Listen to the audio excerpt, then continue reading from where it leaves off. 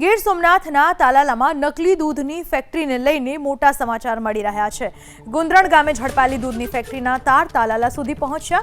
એસઓજીની ટીમે સંજય કરિયાણા ભંડારમાં દરોડા પાડ્યા। 92,900ની કિંમતનો શંકાસ્પદ જથ્થો જપ્ત કરવામાં આવ્યો। ગઈકાલે ગુંદરણ ગામે પ્રેમનગરમાં નેસમાં પોલીસે દરોડા પાડ્યા હતા। 6,000 લીટર નકલી દૂધનો જથ્થો જપ્ત કરાયો હતો।